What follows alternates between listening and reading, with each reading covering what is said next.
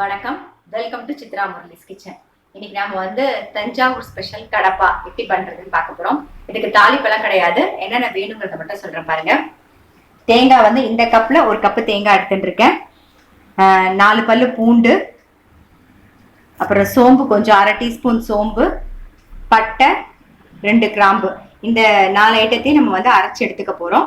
அப்புறம் பாசிப்பருப்பு நான் ஒரே ஒரு கரண்டி, இந்த கரண்டியில பாசிப்பருப்பு போட்டேன், இந்த அளவுல கொஞ்சமா அந்த பாசிப்பருப்பை வேக வச்சு ரெடியா எடுத்து வச்சுட்டு இருக்கேன். ஒரு வெங்காயம் கட் பண்ணி வச்சுட்டு இருக்கேன். காரத்துக்கு 2 பச்சை மிளகா, ஒரே ஒரு 3 உருளைக்கிழங்கு வேக வச்சு கட் பண்ணி ரெடியா வச்சுட்டு இருக்கேன். கொஞ்சம் கொத்தமல்லி, லாஸ்ட்ல லெமன் புழிய போறோம். ஃபர்ஸ்ட் என்ன பண்ண போறோம்னா அரைக்கிறது என்ன பாத்துருங்க. தேங்காய், பூண்டு, சோம்பு, பட்டை, கிராம்பு, அப்புறம் 2 பச்சை மிளகாய். ஏலக்காய் வாசனை பிடிக்கும் அப்படின்னா நீங்க ஏலக்காவும் சேர்த்துக்கலாம். எங்களுக்கு பிடிக்காது அப்படிங்கிறதுனால நான் ஏலக்காய் அரைக்கிறதுல சேர்க்கல. ஆனா ஏலக்காய் சேர்ப்பாங்க. நீங்க ஒரே ஒரு ஏலக்காய் வச்சு அரைச்சுக்கோங்க. இதை அரைச்சு எடுத்துட்டு வந்துடலாம்.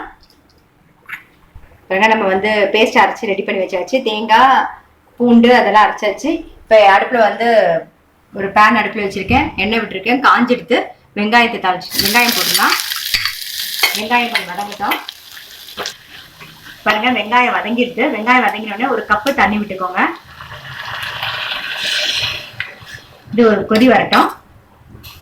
தேவையான உப்பு சேர்த்துட்டுருவோம். இப்போ ஒரு கொதி வரட்டும். அது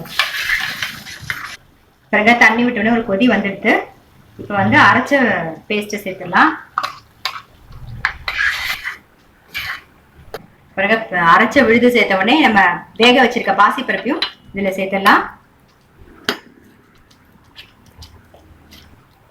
பருப்பை நல்லா ஒட்டாப்புல சேர்த்து நல்லா கலந்துக்கோங்க. பாருங்க, பருப்பு அரைச்ச விழுதெல்லாம் சேர்ந்து போட்டு நல்லா கொதிச்செடுத்து இப்போ வேக வச்சிருக்க உருளைக்கிழங்கு பொடியா கட் பண்ணி வச்சிருக்கேன், அதை சேர்த்துடலாம். நம்ம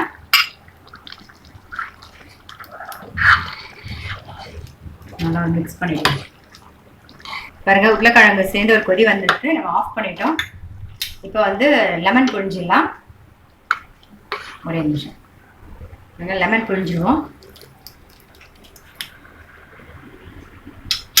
புழிஞ்சிட்டு ஒரு மிக்ஸ் பண்ணிடுங்க. கொத்தமல்லி தூவிடலாம். இப்போ நம்மளுடைய தஞ்சாவூர் ஸ்பெஷல் கடப்பா ரெடி ஆயிடுது. இது இட்லி தோசைக்கு ரொம்பவே நல்லா இருக்கும். அது கூட இல்லாம ஆப்பம் இடியாப்பம் பண்ணீங்கன்னா அது கூடவும் நல்லா டேஸ்டாவே இருக்கும். ஸோ கண்டிப்பா இந்த கடப்பாவை உங்க வீட்டுல ட்ரை பண்ணி பாருங்க. ட்ரை பண்ணி பார்த்துட்டு உங்க லைக்ஸும் கமெண்ட்ஸும் எங்களுக்கு போஸ்ட் பண்ணுங்க. எங்களோட சேனலை மறக்காம சப்ஸ்கிரைப் பண்ணி வச்சுக்கோங்க. அது மட்டும் இல்ல உங்க ஃப்ரெண்ட்ஸ்க்கும் ஷேர் பண்ணுங்க. நான் இன்னொரு ரெசிபியோட உங்களை சந்திக்கிறேன்.